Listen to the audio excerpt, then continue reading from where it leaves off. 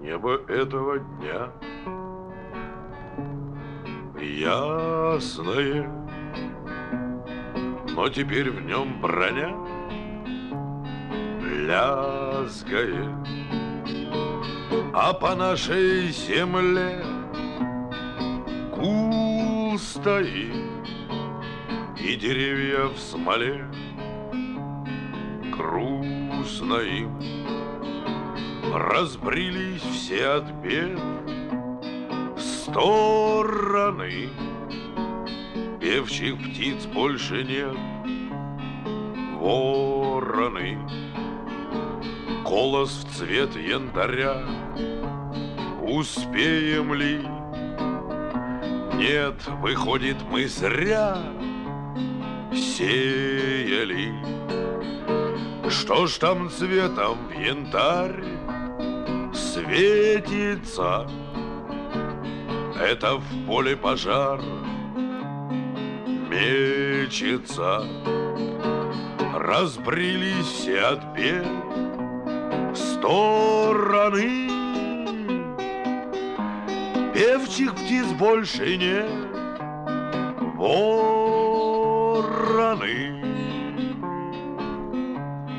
И деревья в пыли к осени, те, кто петь не могли, бросили. И любовь не для нас, верно ведь, что нужнее сейчас ненависть. Разбрелись все от бед в стороны, певчих птиц больше нет, вороны.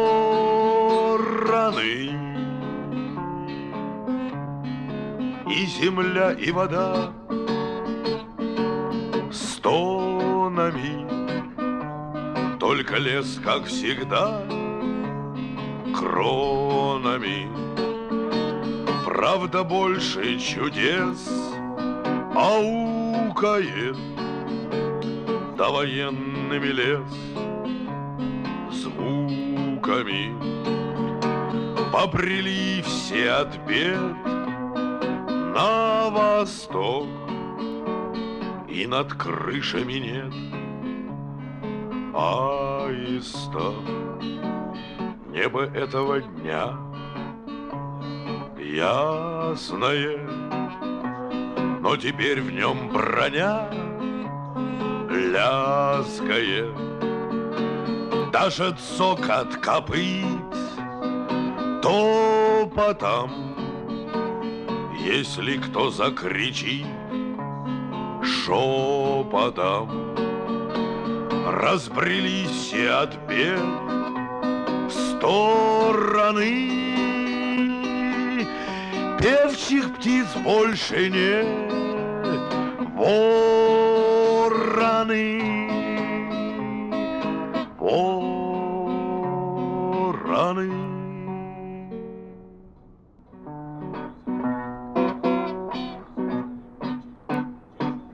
Как призывный набат прозвучали в ночи тяжело шаги. Значит, скоро и нам уходить и прощаться без слов. По нехоженным тропам протопали лошади, лошади. Неизвестно к какому концу унося седаков. Значит, время иное, лихое, но счастье, как в старищи. И в погоню летим, мы за ним, убегающим вслед. Только вот в этой скачке теряем мы лучших товарищей. На скаку не заметив, что рядом товарищей нет. И еще будем долго огни принимать за пожары мы. Будет долго зловещим казаться нам скрип сапогов. Про войну будут детские игры с названиями старыми. И людей будем долго делить на своих и врагов. А когда отгрохочет, когда отгорит и отплачется, и когда наши кони устанут под нами скакать, и когда наши девушки сменят шинели на платьица, не забыть бы тогда, не простить бы и не прозевать. Не забыть бы тогда, не простить бы и не прозевать. Я спою вам песню, это песня воспоминания, называется она «Баллада о детстве». Она большая, приготовьтесь, ну, что поделаешь. Час зачатия я помню не точно. Значит, память моя однобока. Но зачат я был ночью порочно и явился на свет не до срока. Я рождался ни в муках, ни в злобе. 9 месяцев — это не лет. Первый срок отбывал я в утробе. Ничего там хорошего нет. Спасибо вам, святители, что плюнули да дунули, что вдруг мои родители зачать меня задумали. В те времена укромные, теперь почти былинные, когда срока огромные, прилив этапы длинные. Их брали в ночь зачатия, а многих даже ранее. А вот живет же, братья, моя честна компания. Ходу, думушки светлые, ходу. Слово, строченьки, милое слово. В первый раз получил я свободу по указу от 38-го. Знать бы мне, кто так долго мурыжил, отыгрался бы на подлеце. Но родился, и жил я, и выжил. Дом на Первомещанской в конце. Там за стеной, за стеночкою, за перегородочкой соседушка с соседочкою баловались водочкой. Все жили вровень скромно так, система коридорная, на 38 комнаток, всего одна уборная. Здесь на зуб зуб не попадал, не грела телогреечка. Здесь я доподлинно узнал, почем она копеечка. Не боялась сирены соседка, и привыкла к ней мать понемногу. И плевал я, здоровый трехлетка, на воздушную эту тревогу.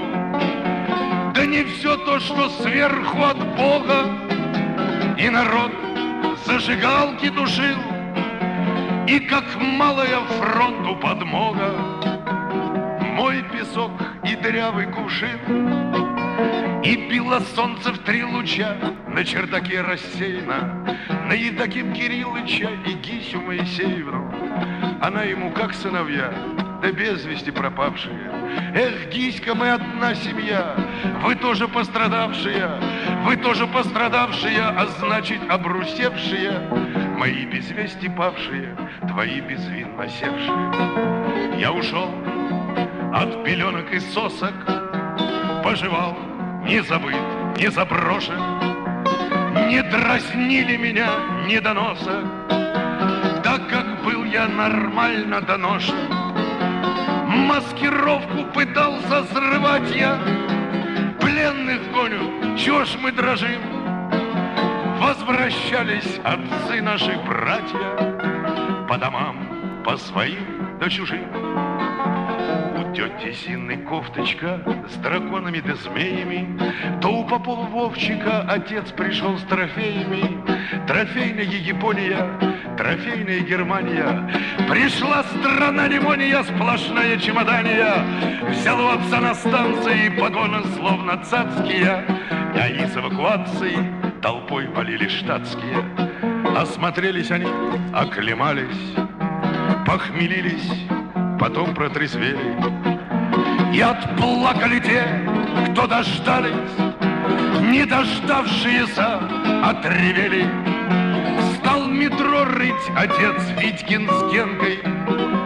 Мы спросили, зачем, он в ответ: мол, коридоры кончаются стенкой, а тоннели выводят на свет. Пророчество папашина не слушал Витька с корешем. Из коридора нашего в тюремный коридор ушел. Да он всегда был спорщиком, припрут к стене откажется. Прошел он коридорчиком и кончил стенкой, кажется. Но у отцов свои умы, а что до нас касательно, на жизнь заглядывались мы уже самостоятельно. Все от нас до почти годовалых толковищу вели до кровянки, а в подвалах и полуподвалах ребятишкам хотелось под танки. Не досталось им даже по пуле. В ремеслухе живи до души, не дерзнуть, не рискнуть, но рискнули из напильников делать ножи. Они воткнутся в легкие, от никотина черные, по рукоятке легкие, трехцветные наборные. Вели дела обменные, сопливые острожники. На стройке немцы пленные на хлеб меняли ножики. Сперва играли в фантики в пристенах с крохоборами. И вот ушли романтики из подворотен ворами. Спекулянтка была номер перший. Ни соседей, ни бога, ни труся. Жизнь закончила миллионершей Пересветова тетя Маруся. У Маруси за стенкой говели, и она там втихую пила. А упала она возле двери, некрасиво так зло умерла. Нажива, как наркотика, не выдержала этого богатенькая тетенька Маруся Пересветова. Но было все обыденно, заглянет кто, расстроится. Особенно обидела богатство метростроевца. Он дом сломал, а нам сказал: у вас носы не вытерты. А я за что я воевал? И разные эпитеты. Было дело, и были подвалы. Было время, и цены снижали. И текли куда надо каналы, и в конце куда надо впадали. Дети бывших старшин до майоров, до ледовых широт поднялись, потому что из тех коридоров вниз подручнее им было, чем ввысь.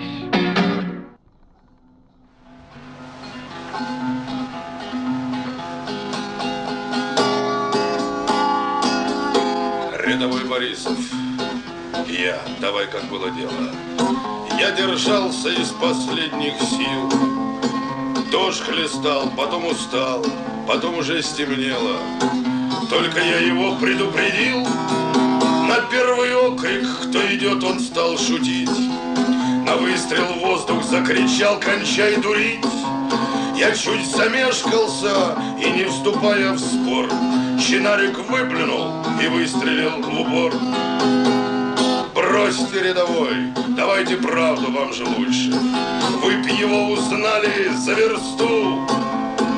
Был туман, узнать не мог, темно, на небе тучи. Кто-то шел, я крикнул в темноту. На первый окрик, кто идет, он стал шутить. На выстрел в воздух закричал: кончай дурить. Я чуть замешкался и, не вступая в спор, чинарик выплюнул и выстрелил в упор. Рядовой Борисов, снова следователь мучил: попадете вы под трибунал. Я был на посту, был дождь, туман и были тучи. Снова я упрямо повторял. На первый окрик, кто идет, он стал шутить. На выстрел в воздух закричал: кончай дурить. Я чуть замешкался и, не вступая в спор, чинарик выплюнул и выстрелил в упор. Год назад, а я обид не забываю скоро, в шахте мы повздорили чуток. Правда по душам Не получился разговора, нам мешал отбойный молоток. На крик души «Оставь ее!» он стал шутить. На мой удар он закричал «Кончай дурить!» Я чуть замешкался, я был обижен, зол. Чинарик выплюнул, нож бросил и ушел. Счастье мое, что оказался он живучим. Ну а я долг свой выполнял. Правда ведь, был дождь, туман, по небу плыли тучи, по уставу правильно стрелял. На первый окрик «Кто идет?» он стал шутить. На выстрел в воздух закричал «Кончай дурить!» Я чуть замешкался и, не вступая в спор, Чинарик выплюнул и выстрелил в упор.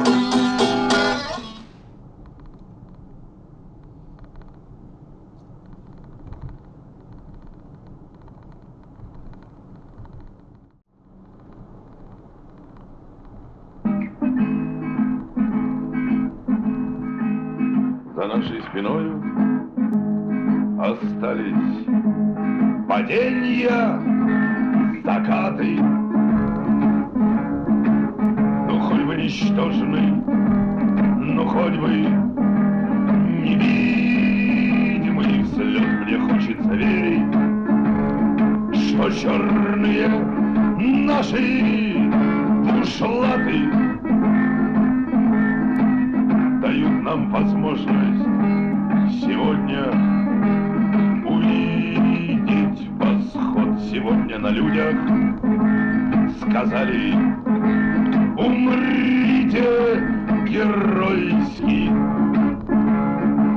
Попробуем, ладно, увидим, какой оборот. Я только подумал, чужие курят папироски. Тут кто как умеет, мне важно увидеть восход. Особая рота, особый почет для сапера.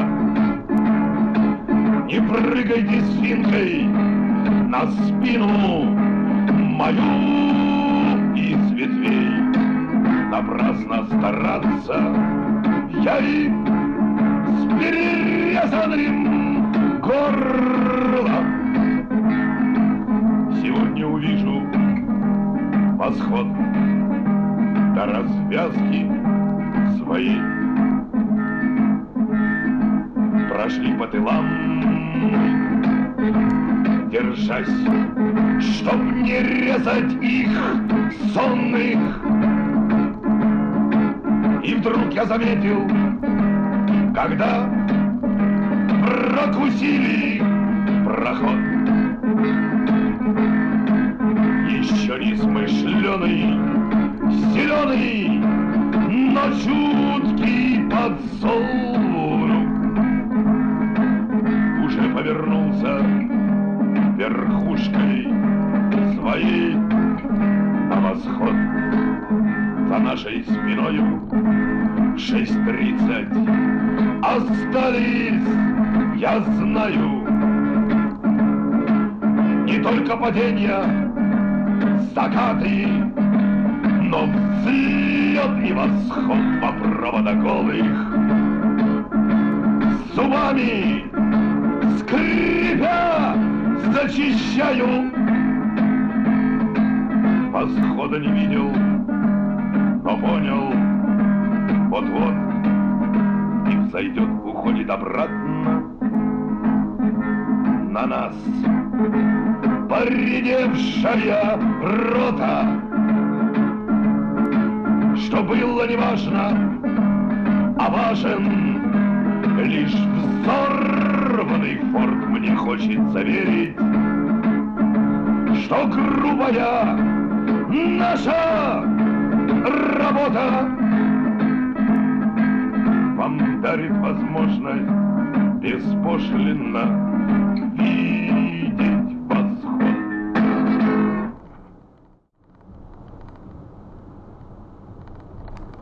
Когда на смерть идут, поют а перед этим можно плакать.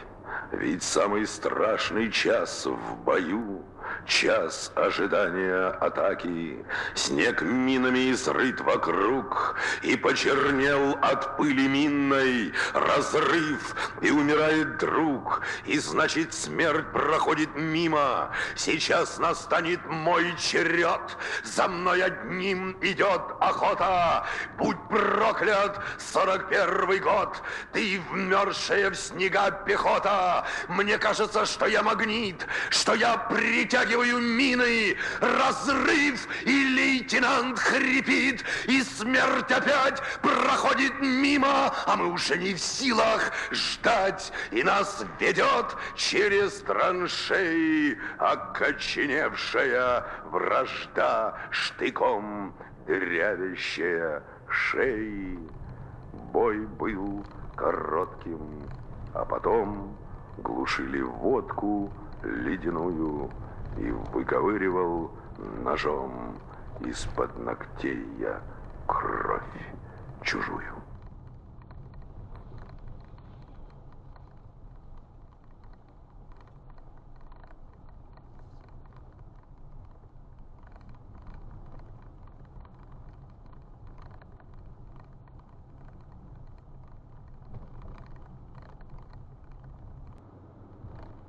Мне этот бой не забыть ни почем.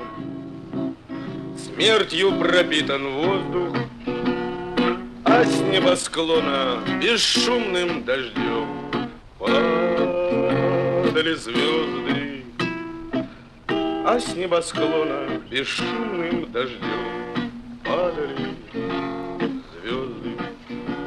Вон снова упала, и я загадал выйти живым из боя. Вот так свою жизнь я поспешно связал с глупой звездою. Вот так свою жизнь я поспешно связал с глупой звездою. Я уж решил, миновала беда, и удалось отвертеться.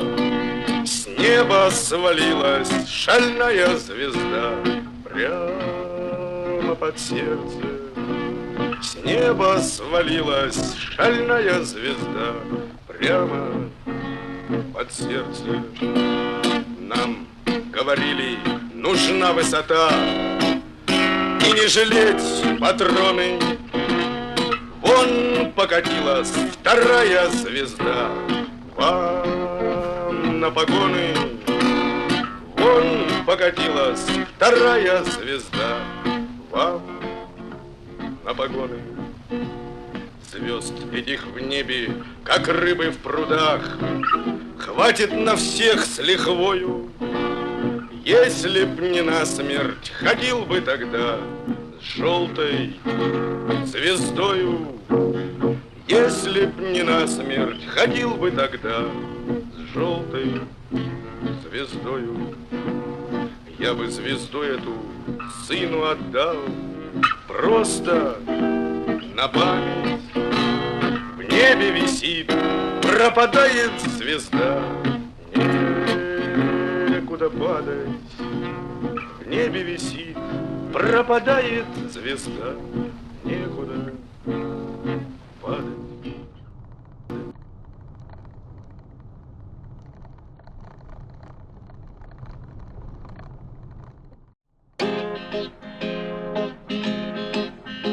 Я як истребитель, мотор мой звенит, небо моя обитель.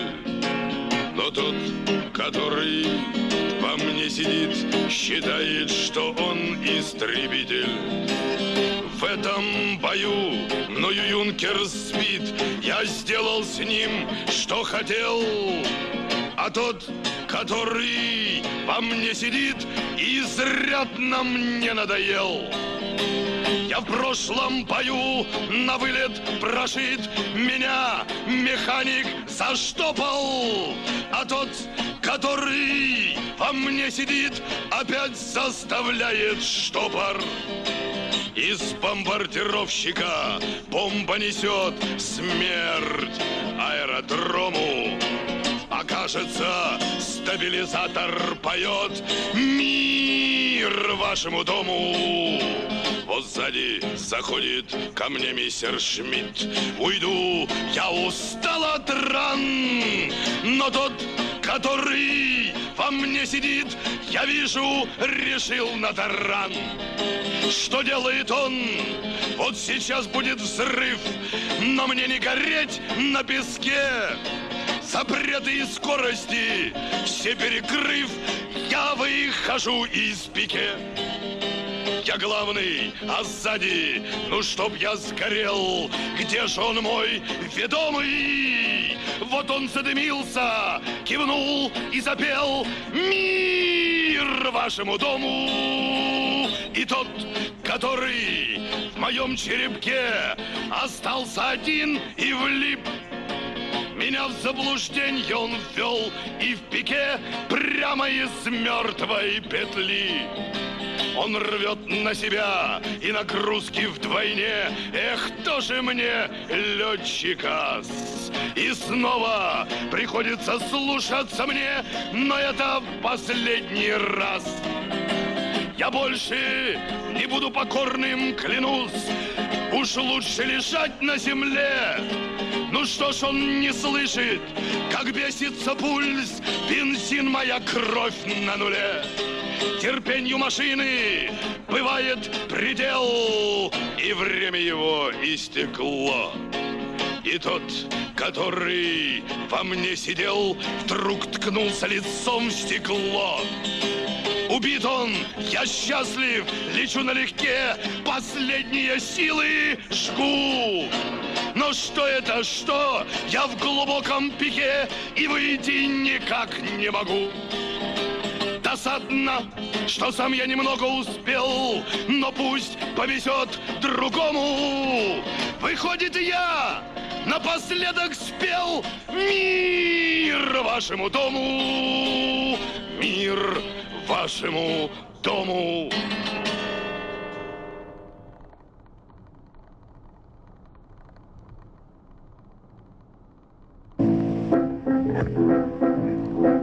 Я помню рай, военкомат, в десант негоден, так-то, брат.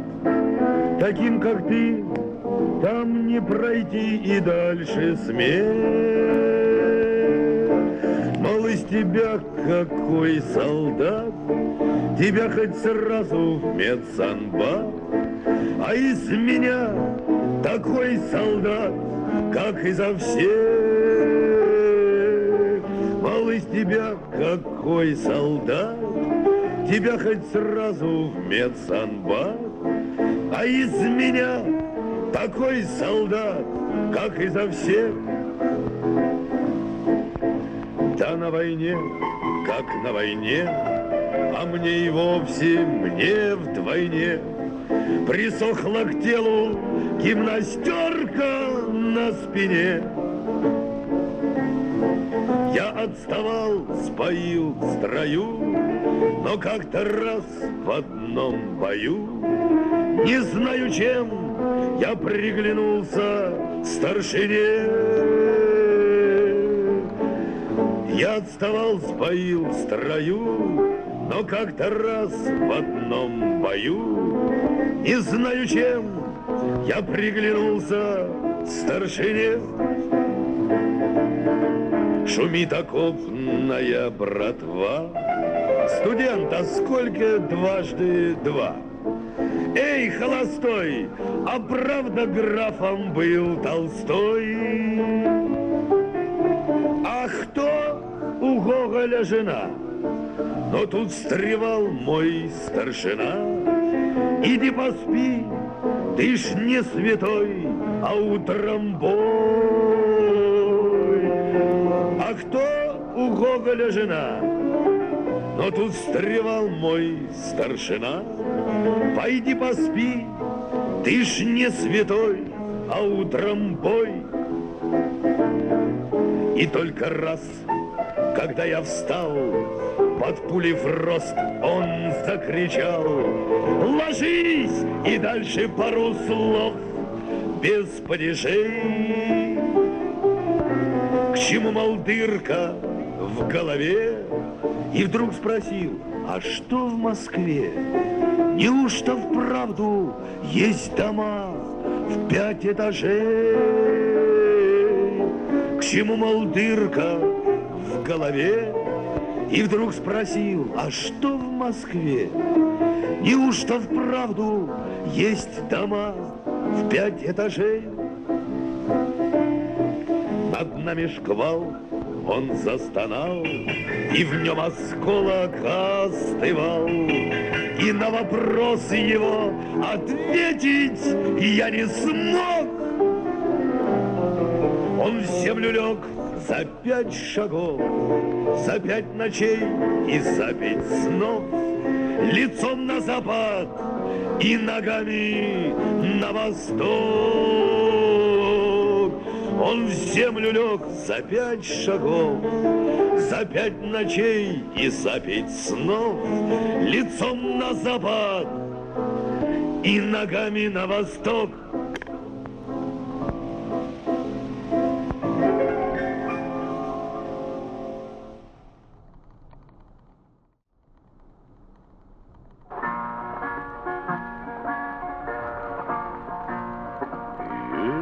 Если где-то в чужой неспокойной ночи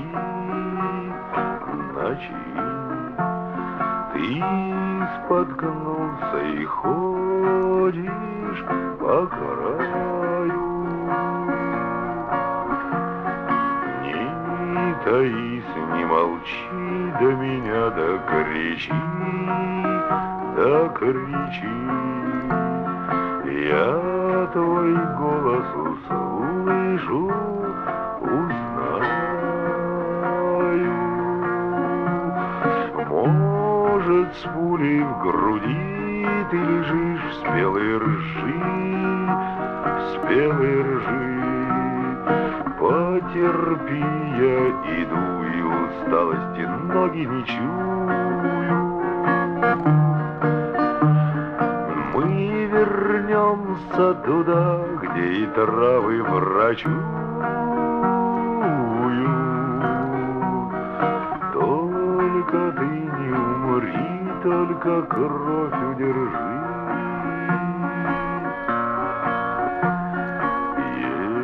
Если ж конь под тобой, ты домчи, доскочи. Конь дорогу отыщет буланы в те края, где всегда бьют живые ключи, и они исцелят твои раны. Если трудно идешь по колено в грязи, да по острым камням босиком, по воде постуденной, пропыленный, обветренный, дымный, огнем опаленный. Хоть какой доберись, добреди, доползи. Здесь такой чистоты, из-под снега ручьи, не найдешь, не придумаешь краше. Здесь друзья и цветы, и деревья ничьи. Стоит нам захотеть, будут наши, где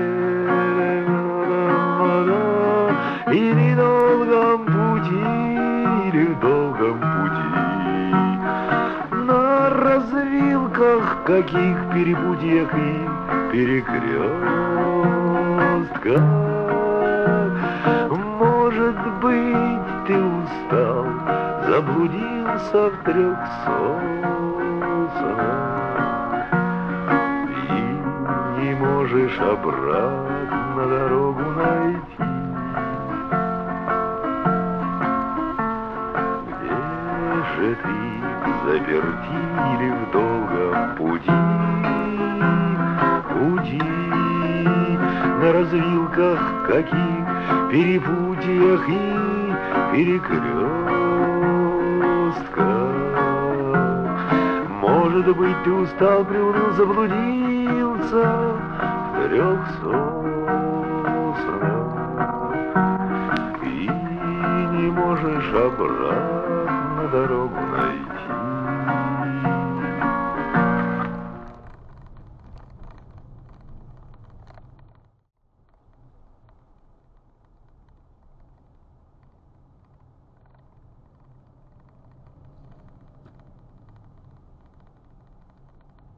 Жил я с матерью и батей на Арбате, здесь бы так.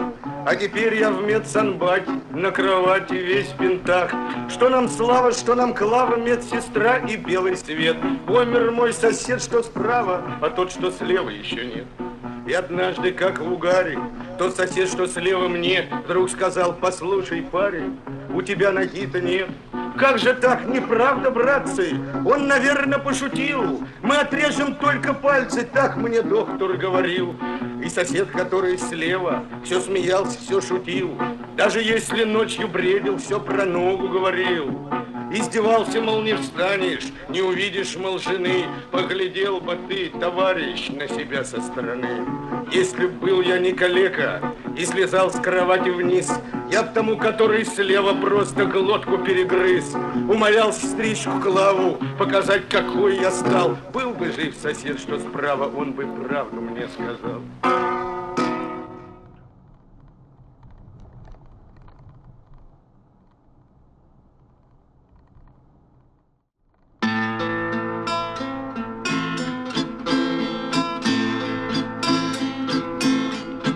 Всю войну под завязку я все к дому тянулся, но хотя горячился, воевал делово.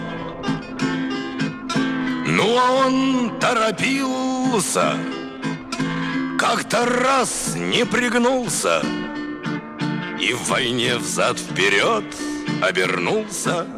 За 2 года всего ничего, не слыхать его пульса 43-й весны. Ну а я окунулся в довоенные сны, и гляжу я дурея, но дышу тяжело. Он был проще, добрее, был проще, добрее, добрее. Ну а мне повезло. Я за пазухой не жил, не пил с Господом чая, я ни в тыл не просился, ни судьбе под подол.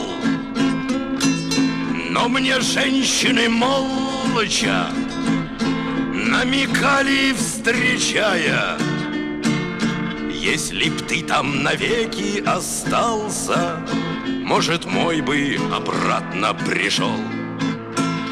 Для меня не загадка их печальный вопрос. Мне ведь тоже не сладко, что у них не сбылось. Мне ответ подвернулся: извините, что цел. Я случайно вернулся, вернулся, вернулся, вернулся. Ну а ваш не сумел. Он кричал напоследок, в самолете сгорая: ты живи, ты дотянешь. Доносилось сквозь гул. мы летали под Богом возле самого рая. Он поднялся чуть выше и сел там, ну а я до земли дотянул. Встретил летчика сухо, райский аэродром. Он садился на брюхо, но не ползал на нем. Он уснул, не проснулся. Он запел, не допел. Так что я вот вернулся.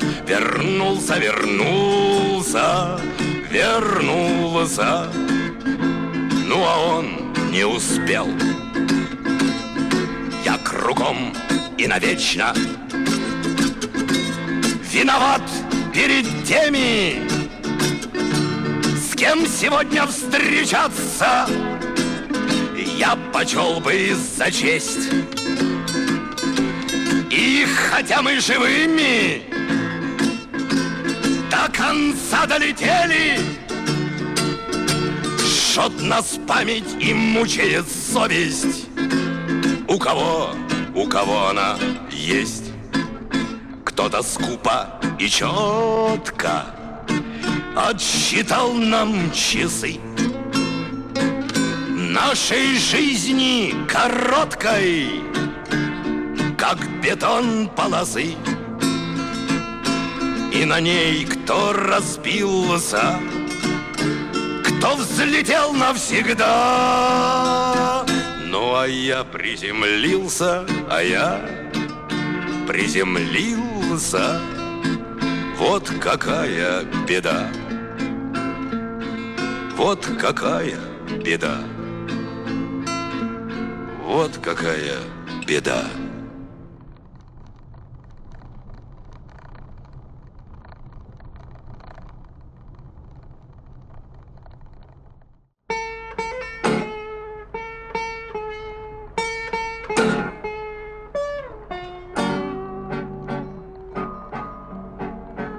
Сбивают из досок столы во дворе,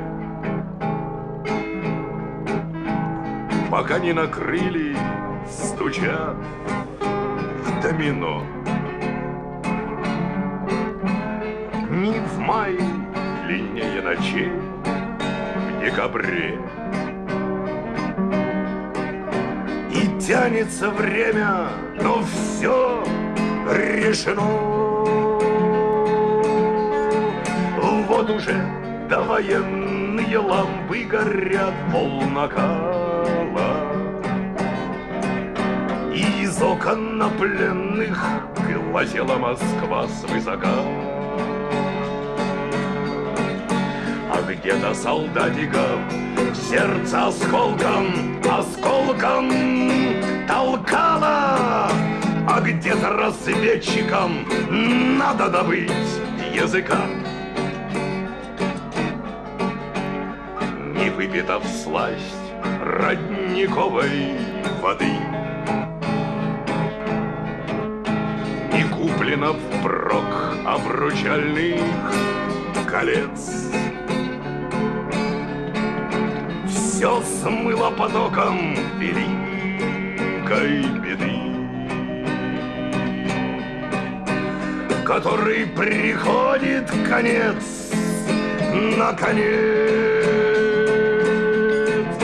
Вот уже обновляют знамена и строят колонны. И булыжник на площади чист, как паркет на полу. А все же на запад идут эшелоны. Над похоронкой заходят забавы в тылу. Уже зацветают повсюду сады, и землю прогрела, и воду во рвах. И скоро награда за ратные труды подушка из свежей травы в головах. Вот уже зазвучали трофейные аккордеоны. Вот и клятвы слышны жить в согласии, любви без долгов. А все же на запад идут батальоны, а нам показалось, почти не осталось врагов. А нам показалось, почти не осталось врагов. А нам показалось, почти не осталось врагов.